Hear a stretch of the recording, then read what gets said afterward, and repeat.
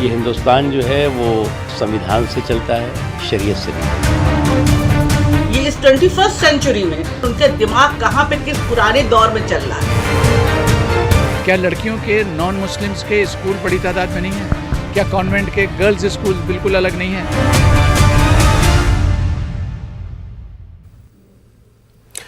नाज़रीन आदाब, न्यूज़ 18 उर्दू में आपका इस्तकबाल है। मैं हूं विसाल आजम और आप देख रहे हैं खबर खास।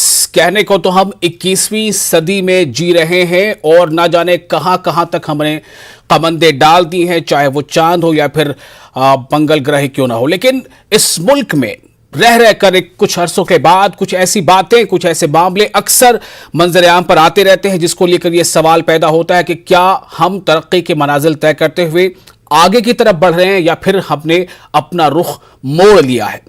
इस मुल्क में हाल ही में लव जिहाद के नाम को बहुत उछाला गया, इस कदर उछाला गया और लव जिहाद को मुल्क के लिए इतना ज्यादा खतरनाक बताया गया कि एक तो यह कि इसकी डेफिनेशन कहीं नहीं है। पार्लियामेंट के अंदर भी जो वजीर है वो कहते हैं कि लव जिहाद नाम की कोई चीज नहीं, इसका कोई डेटा नहीं है, लेकिन फिर भी जो लीडरान है वो लव जिहाद के नाम को उछालते रहे और अब जाकर लव जिहाद को रोकने के नाम पर ही कई रियासतों में कानून भी बन गया है। और यह भी कहा जाता है कि लव जिहाद नहीं है, जबरन शादी के खिलाफ है। जो जबरन शादी के खिलाफ तो पहले से भी कानून था, लेकिन अब इसमें एक नया बाब जुड़ गया है और वो बाब है कि बच्चियों की तालीम और बच्चों के तालीम। दफातर में भी लड़के लड़कियां अलग होंगी। अगर लड़के हैं तो क्या लड़कियां दफ्तरों में नहीं जाएंगी? लड़कियां हैं तो क्या लड़के दफ्तरों में नहीं जाएंगी? आखिर ये कैसा मसला है और इसका क्या हल भी है? इसी पर आज हम खास तौर से गुफ्तगू करेंगे। अगले आधे घंटे तक हमारे साथ कई खास मेहमान होंगे, इसलिए आप भी हमारे साथ बने रहें। लड़के और लड़की का इख्तिलाफ, एक जगह आग और लकड़ी को इकट्ठा करना। ये हिंदुस्तान जो है वो संविधान से चलता है, शरीयत से नहीं। ये इस 21st सेंचुरी में उनका दिमाग कहाँ पे किस पुराने दौर में चल रहा है। क्या लड़कियों के नॉन मुस्लिम्स के स्कूल बड़ी तादाद में नहीं है? क्या कॉन्वेंट के गर्ल्स स्कूल बिल्कुल अलग नहीं है?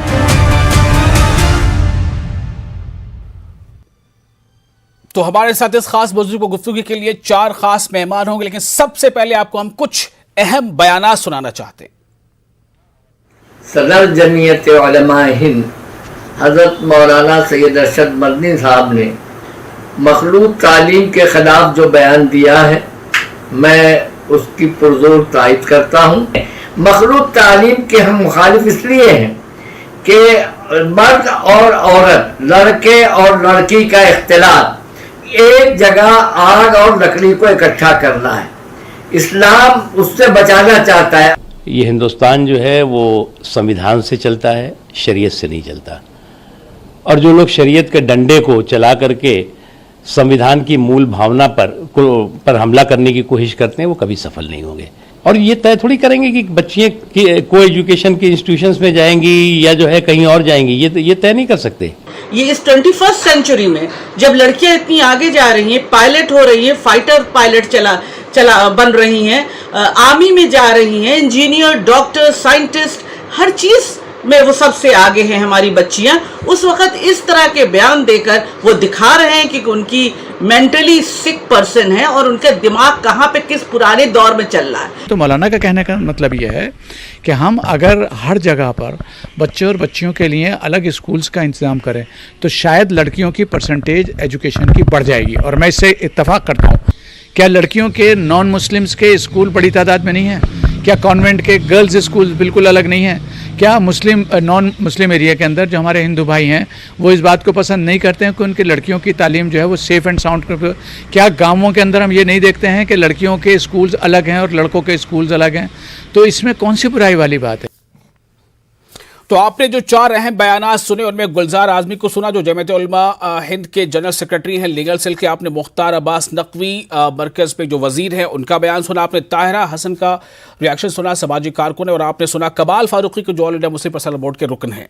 अब हम आपको बता दें कि हमारे साथ गुफ्तगू के लिए कौन से खास मेहमान हैं, हम उनका इस्तकबाल करते हैं। हमारे साथ हैं सैयद यासिर जिलानी, बीजेपी के तर्जुमान। हमारे साथ है तहमीना रिजवी जो पॉलिसी रिसर्चर है, women and child rights analyst भी हैं। आपका भी इस्तकबाल है। हमारे साथ हैं सैयद युसरा हुसैन, ये साबिक में प्रोग्रामिंग हेड रह चुकी हैं और रेडियो ब्रॉडकास्टर हैं। कश्मीर से इनका ताल्लुक है। आप का भी बहुत शुक्रिया, आपका इस्तकबाल है। और साथ ही गुलजार आजमी साहब हमारे साथ मौजूद है, general secretary legal cell Jamiat Ulama Hind. सबसे पहले मैं गुलजार आजमी साहब आपके पास आना चाहूंगा ये जानने के लिए आपसे कि दरअसल जमीयत उलमा हिंद के चीफ जो है अरशद मदनी साहब, मौलाना अरशद मदनी साहब ने क्या बातें कही, मैं आपकी जुबान से सुनना चाहता हूं, और उन बातों का मतलब कॉन्टेक्स्ट क्या है। गुलजार आजमी साहब।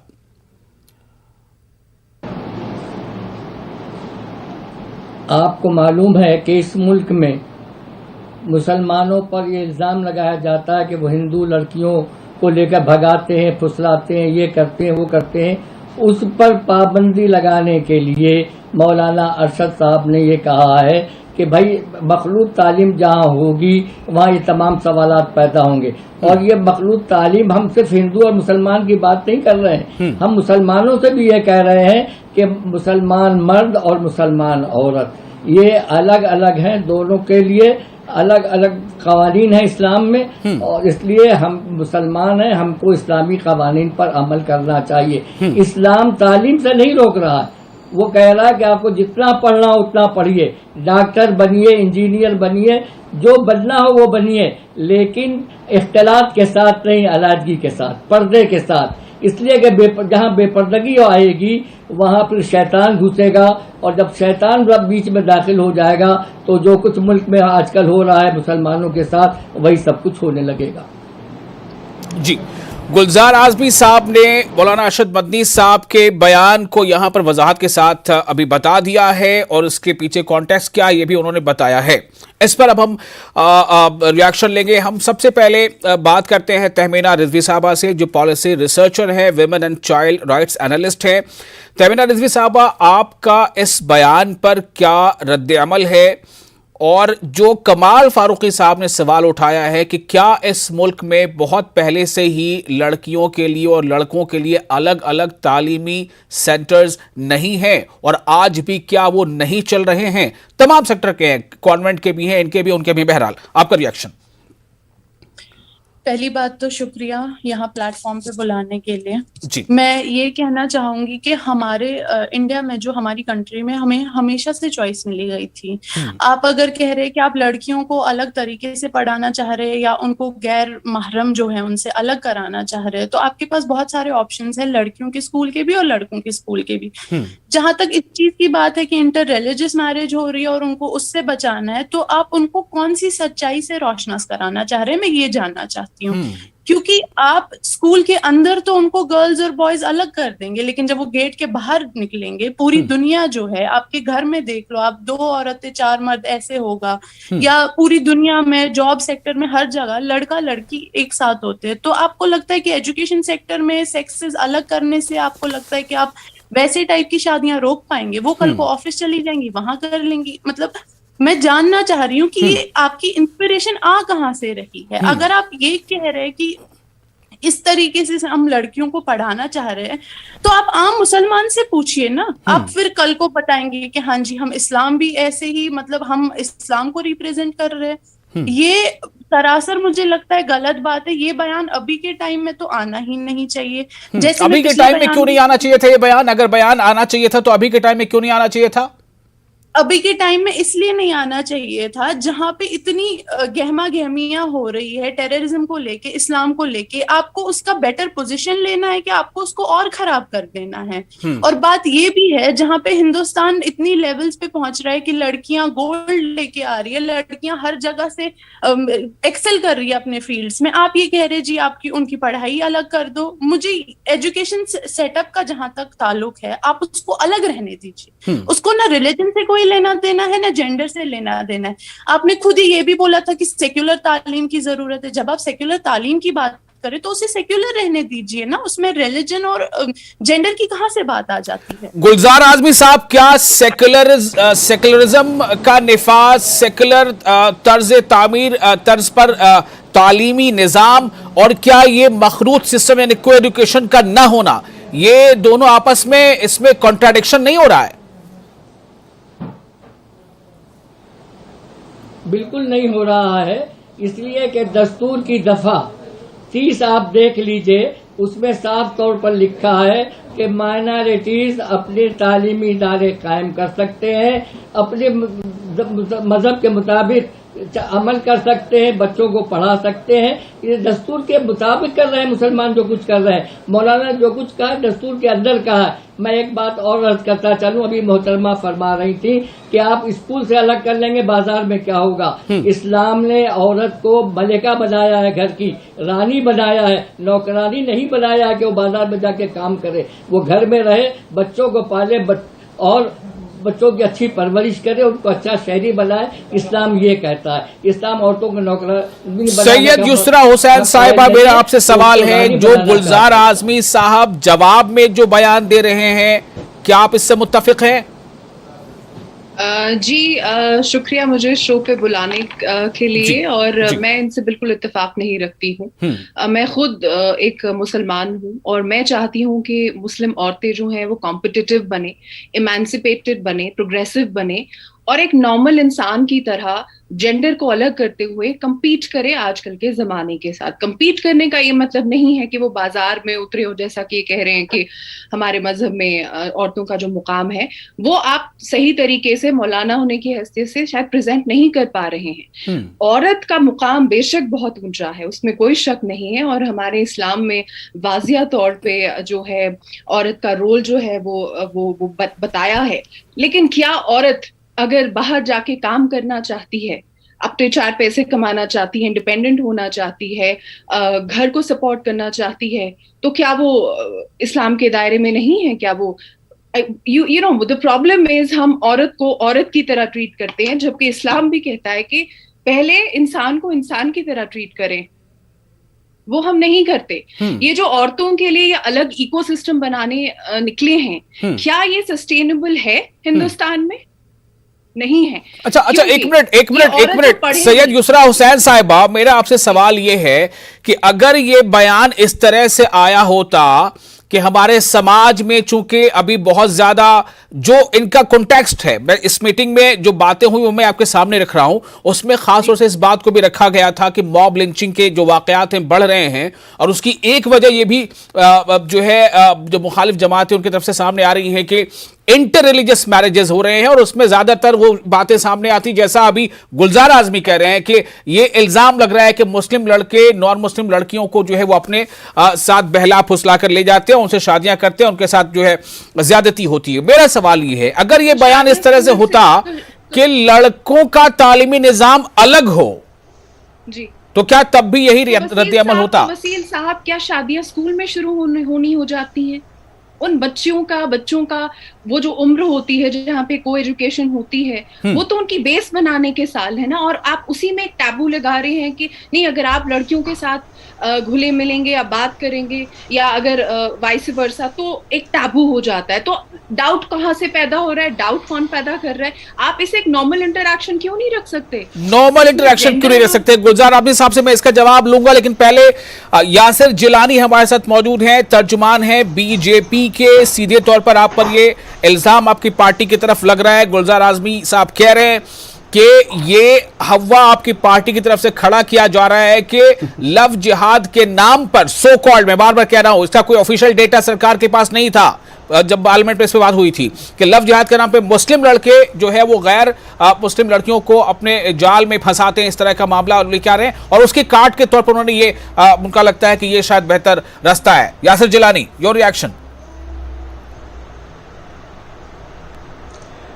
देखिए, सबसे पहले तो मैं मौलाना अरशद मदनी साहब का जो बयान आया है उसकी मैं पुरजोर मजम्मत करता हूं, घोर निंदा करता हूं, और पूरे भारत के मुस्लिम बहनों से एक आपके जरिए अपील करना चाहता हूं कि उन्हें आप गुलाब का फूल भेजिए। वो बीमार हो चुके हैं, वो जहनी तौर पे बीमार हो चुके हैं, वो जंगे जमल की कमांडर को भूल गए, वो हजरत खदीजा को भूल गए, वो हजरत रुकैया को भूल गए, जिनका इतिहास उठा के अगर इस्लाम में देखा जाए, जिनसे मुसलमान औरतें जानी और पहचानी जाती हैं, जिनके लिए वो रोल मॉडल रही हैं, उनको भूल के इस तरह की बात कर रहे हैं। और आप कैसी टॉपिक लेके, जो उनका रिप्रेजेंटेटिव है वो कहता है कि घर की रानी घर के अंदर बंद करना चाहते हैं आप औरतों को। जिन्हें बिजनेस एंटरप्रेन्योर में ताक़यामत उनका मुकाबला नहीं कोई कर सकता इस्लाम में, वो एग्जाम्पल दिया है। एग्जाम्पल होली वॉर के ड्यूरिंग जब सहाबा इंजर्ड होते थे तो उनकी देख रेख का काम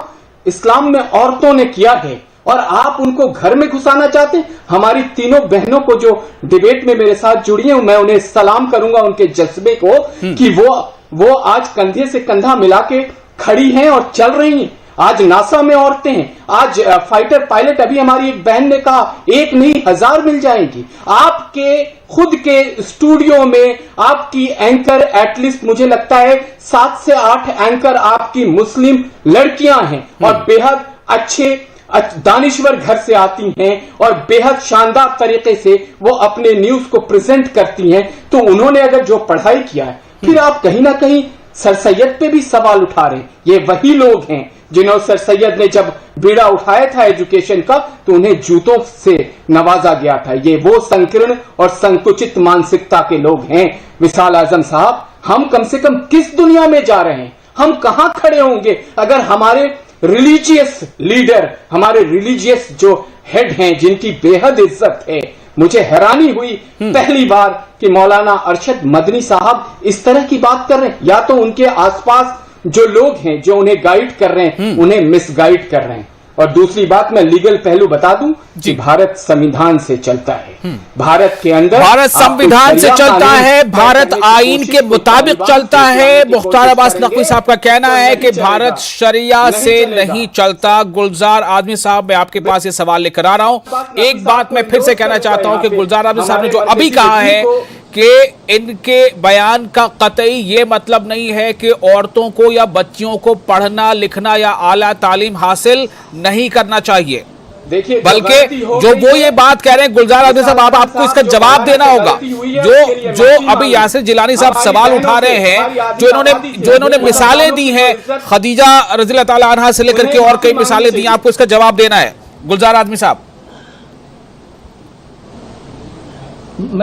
हाँ, सुन लीजिए, इस्लाम, मैंने कब कहा कि इस्लाम इजाजत नहीं देता? एक मिनट यासिर साहब, ये तरीका अच्छा नहीं होगा। प्लीज यासिर साहब, प्लीज डेकोरम, प्लीज। जी गुलजार साहब। हाँ, देखिए, वो किसी हॉस्पिटल में जाके मुलाजमत नहीं कर रही थी, वो खैमे में थी, वहाँ मरीज आते थे, वो पर्दे में रहती थी और उन्होंने अपने चेहरों पर नकाब डाल रखा था और इलाज किया है। हम कब कह रहे हैं कि नहीं पढ़ना चाहिए, नहीं इलाज करना चाहिए, नहीं डॉक्टर बनना चाहिए? पहले वो बेहद अफसोसनाक बात कह रहे हैं। अभी क्या वो बिना कपड़ों, जहाँ तक बात बेहद अफसोसनाक बात कह रहे हैं। एग्जाम्पल जो मेरी बात सुन लीजिए, पहले मेरी बात सुन लीजिए आप। हाँ, सुन रहा हूँ। आप ये कहते हैं इंसाफ कीजिएगा हमारी बहनों के साथ, चलेगा, बात कहने से पहले दस्तूर पे चलेगा। मैं ये कहना चाहता हूँ कि दस्तूर ने ही हमको इजाजत दी है कि हम अपने मजहब पर चलें। दस्तूर की दफा 25 आर्टिकल 25 साफ तौर पे कहता है कि हर शख्स जो इस मुल्क का रहने वाला है वो अपने मजहब पर चल सकता है, और दस्तूर की दफा 30 ये कहती है कि माइनॉरिटीज जो हैं वो अपने इदारे कायम कर सकते हैं। आपने मजहब की बात कर रहे हैं। यासिर जिलानी साहब, प्लीज बीच पे ऐसे बोलेंगे तो वक्त कम है, हम बात पूरी नहीं कर पाएंगे। मैंने आपको पूरा मौका दिया था, जब आप बोल रहे थे तो गुलजार आजमी साहब बिल्कुल खामोश थे। अभी वो बोल रहे हैं, फिर मैं आपको मौका दूंगा। ऐसे मत कीजिए प्लीज। गुलजार साहब। जी, मैंने बता दिया अपनी बात। जी ठीक है, आपने बता दिया। मैं फिर से आप वापस आता हूँ। तहमीना रिजवी साहिबा, मैं आपके पास वापस आ रहा हूँ। 2 पॉइंट आए हैं कि मुल्क जो है वो कॉन्स्टिट्यूशन से चलेगा, आइन से चलेगा। गुलजार साहब का कहना है कि ये आइन के तहत ही हमें आज़ादी है और इसलिए हम ऐसा ख्याल रखते हैं और हमारे मौलाना ने ऐसा बयान दिया। ये गुलजार साहब कह रहे हैं। तहमीना रिजवी, आप खुद बैठ के हमारे लिए डिसाइड ना करें, हम कर लेंगे अपने लिए। और जहाँ तक सहाबा की बात है, आपने बोला कि वो आके अस्पताल में काम नहीं कर रही थी, अंदर बैठ के बाहया पर्दे में थी, तो आपने एक ही औरत का जिक्र किया। आपने हजरत खदीजा रज़ी अल्लाह ताला अन्हा का जिक्र नहीं किया, जो ताजर थी। चलिए वो पर्दे में थी, लेकिन आप जब औरत को पर्दे का हुक्म था, उससे पहले आदमी को हुक्म था कि आप अपनी निगाह नीचे रखे, और क्या वो आप कर रहे हैं? आप मुझे अपनी बात का जवाब दीजिए। और 2 बातों का जवाब मुझे जरूरी चाहिए कि अगर आप कह रहे हैं कि को एजुकेशन में ये बच जाएंगे इस चीज से, तो आप कहना चाह रहे हैं कि जो औरत स्कूल में होगी वो प्रॉब्लम है। आप कहना चाह रहे हैं कि आदमी जो जाएगा तो औरत से दिक्कत है। फिर से घुमा फिरा के आप बात औरत पे ला रहे हैं और आप मर्द हो के औरत के लिए डिसाइड कर रहे हैं। मुझे इन बातों का जवाब तो जरूरी चाहिए आपसे। चलिए अब सही, दूसरा हुसैन साहब आपके पास से मैं आ रहा हूं। आपको गुलजार साहब के इस क्लैरिफिकेशन के बाद आपके पास और क्या सवालात हैं? देखिए, ये क्लैरिफिकेशन नहीं है जिस तरह से वो बार बार कह रहे हैं कि हम नहीं कह रहे आप पढ़े ना, आप जितना चाहे पढ़ सकते हैं। हमने इजाजत नहीं मांगी है उनसे और वो हमें ये बार बार जता के कि नहीं, उन्होंने हम पे रोक नहीं लगाई है कि हम कितना पढ़ना चाहते हैं, तो ये कोई एहसान वो हम पे कर नहीं रहे हैं। और जैसा कि तहमीना जी ने भी बिल्कुल सही कहा कि आई थिंक अब वक्त आ गया है कि औरतों के लिए इन्हें डिसाइड कर देना। I mean, we live in a secular country. Hindustan एक ऐसा मुल्क है जहाँ पे सबको फ्रीडम दी जाती है। तो अगर ये कह रहे हैं कि ये हिंदुस्तान के आइन के अंदर है, तो हिंदुस्तान के आइन में पहली बात सबसे ज्यादा थ्रू आर्टिकल 21A उस पे सबसे ज्यादा राइट टू एजुकेशन पे फोकस है। नहीं, तो एजुकेशन से रोक नहीं रहे ना, ये तो कह रहे हैं कि हम एजुकेशन से नहीं रोक रहे हैं, आला तालीम हासिल करने से रोक नहीं रहे हैं, इनका ये कहना है। एजुकेशन में हर्डल्स क्यों डाल रहे हैं? हर्डल्स डाल रहे हैं, ठीक है, ओके, एजुकेशन पे हर्डल्स डाल रहे हैं, ये एक पॉइंट है। और उसमें आप कंडीशंस रख रहे हैं, कंडीशन रख रहे हैं। जी ठीक है, यासिर जिलानी साहब आपके पास आ रहा हूं, बोलिए। देखिए, मैंने अभी आपके पैनल में जो लोग जिन्होंने इंसाफ के साथ बात रखी, जो हमारी बहनें हैं, उन्होंने सवाल कर दिया कि आप कौन होते हैं और आप क्यों हर्डल डालना चाहते हैं? आपको कौन आप कैसे ये तय कर लेंगे कि आपकी बात को पूरे हिंदुस्तान के जो 15-16% मुसलमान हैं वो मानेंगे? और आपने अगर कोई अच्छा काम किया होता, आपने एजुकेशन को लेके अगर कोई बहुत बड़ा काम किया होता, तो कोई सुनने भी जाता आपको। आपने हमेशा राजनीतिक करी है, तो प्लीज कम से कम मौलाना अरशद मदनी साहब से ये उम्मीद नहीं थी। और भी मौलाना हैं जो राजनीति करते हैं। मौलाना अरशद मदनी साहब रिलीजियस लीडर हैं। आप रिलीजन को आपने हमें सिखाया है, आपने हमें फ़क़ा, आपने हमें हदीस, आपने हमें शरिया, आपने हमें कुरान को एग्जैक्टली बताया, और आप ही इस तरह की गलती करेंगे तो आपसे लोग सवाल करेंगे। और अच्छा चलिए, मेरा अभी आपने अपनी बात कह दी, मैं तहमीना रिजवी साहबा से और युसरा हुसैन साहबा से एक सवाल करना चाहूंगा मैं भी। आपने कहा कि मौलाना अरशद मदनी साहब के हवाले से या गुलजार आजमी साहब के हवाले से कि आप कौन होते हैं, आप क्यों कहेंगे, मर्द हो के आप औरतों के बारे में क्यों कहेंगे? मेरा सवाल युसरा साहिबा और तहमीना रिजवी ये है कि अगर एक औरत, एक खातून आलिम आपसे यही बात कहे तो आपका क्या जवाब होगा? मेरा जवाब फिर भी बिल्कुल सेम होगा, क्योंकि मैं खुद डिसाइड करूंगी और मेरे पेरेंट्स मेरी मदद करेंगे डिसाइड करने में कि मुझे कहाँ जाना है। मैं खुद एक ऑल गर्ल्स स्कूल में पढ़ी लिखी हूँ और मैं जानती हूँ, और मैंने अपनी बच्ची को जो है को एजुकेशन में डाला हुआ है, तो मुझे कोई एतराज नहीं है। मुझे पता है कि कितना डिफरेंस होता है जब आप इंटरमिंगल करते हो और आप इसे एक बच्चे के ज़हन में तहमीना रिजवी साहब, अगर एक खातून आलिमा, इस्लामिक स्कॉलर, वो आपसे ये बात कहेंगी या किसी से भी बात कहेंगी कि जो कोएड है वो उससे बेहतर है कि अलग अलग तालीम हो, लड़कों का अलग, लड़की का अलग, तो आप क्या कहेंगे उस पर? मेरा तब भी अपोजिशन होगा, क्योंकि चाहे मर्द या औरत कोई भी, जब आप खुद को मॉरल पुलिसिंग की पोजीशन में डालते हो, वो पूरा पोजीशन ही प्रॉब्लमैटिक हो जाता है, चाहे वो मुझसे मर्द कह रहा हो या औरत कह रही हो। चलिए, बहुत बहुत शुक्रिया आप तमाम लोगों का, गुलजार आजमी साहब और तहमीना, युसरा और सैयद यासिर जिलानी। जाहिर सी बात है, वक्त इतना नहीं होता कि मैं बहुत देर तक सबकी बातें सुनूं, लेकिन ये मुद्दा अहम था, इसको आप तक पहुंचाना जरूरी था ताकि आप भी इस पर अपनी राय कायम कर सके। मुझे उम्मीद है कि मैंने अब जो पैनलिस्ट हैं उनसे वो तमाम सवालात पूछे हैं जो शायद आपके जहन में होंगे। बहुत शुक्रिया, आदाब।